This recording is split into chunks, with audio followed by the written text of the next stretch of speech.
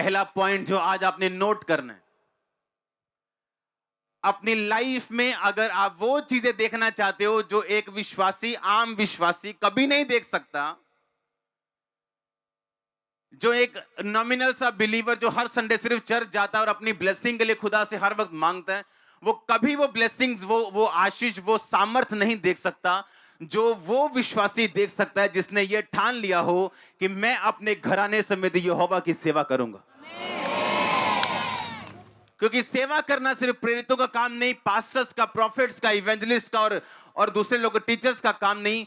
Bible बताती है, यहोशू ने कहा तुमने यहोवा के काम देखे, तुमने समुद्र को तो भाग होते हुए देखा है, आसमान से खाना बरसते हुए देखा है, चट्टान में से एक सोटी के साथ पानी निकलते हुए देखा है, तुमने बड़े बड़े राजाओं को मार दिया जबकि तुम्हारे पास कुछ नहीं था, तुमने बड़े बड़े यहोवा के काम देखे, लेकिन अभी भी तुम परमेश्वर की सेवा नहीं कर रहे हो।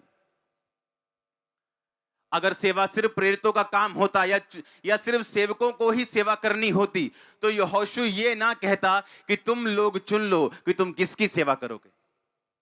इसका मतलब ये, आप में से जितने लोग बैप्टाइज्ड हैं, जितने लोगों ने बपतिस्मा लिया, तौबा कर लिए, आप सब लोग सेवा करने के लिए चुने गए।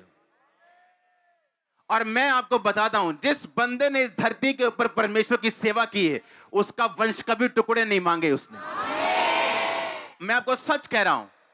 और सेवा करने का मतलब यह नहीं कि आप चर्च खोल लो या आप इवेंजलिस्ट की तरह भाग जाओ। मैं आपको बताता हूं, सेवा कई तरह की, सेवा कई प्रकार की।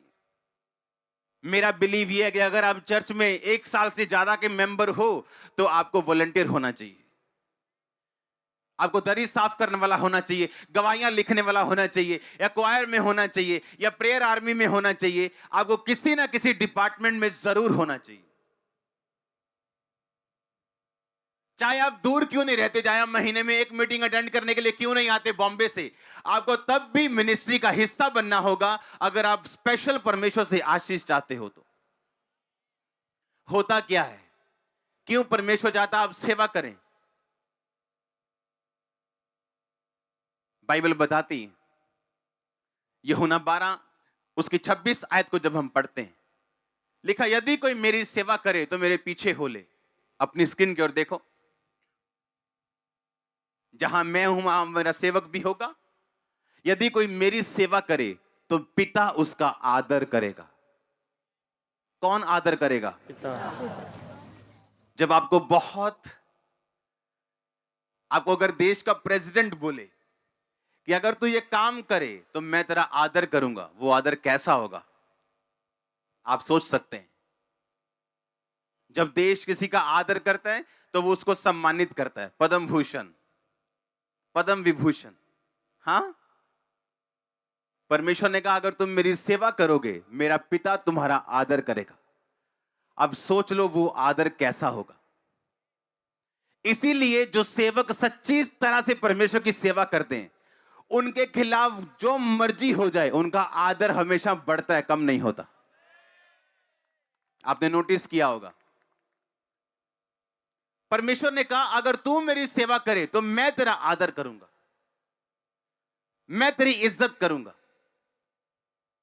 वो इज्जत आपके घराने से होके आएगी, रिश्तेदारों से होके आएगी, समाज से होके आएगी, आपके परिवार से होके आएगी। वो इज्जत जो आपने लाइफ में कभी नहीं देखी होगी, जो आप डिमांड करते हो, सोचते हो, एक्सपेक्ट करते हो, आपकी वाइफ करे, आपका भाई करे, आपका छोटा भाई करे, छोटी बहन करे, आपके बच्चे करे, जो आपने कभी हासिल नहीं की। परमेश्वर ने कहा अगर तू मेरी सेवा करेगा तो मैं तुझे इज्जत दूंगा, मैं तेरा ऑनर करूंगा। और जब ऑनर खुदाबंद करेगा तो सोच लो वो कैसा करेगा।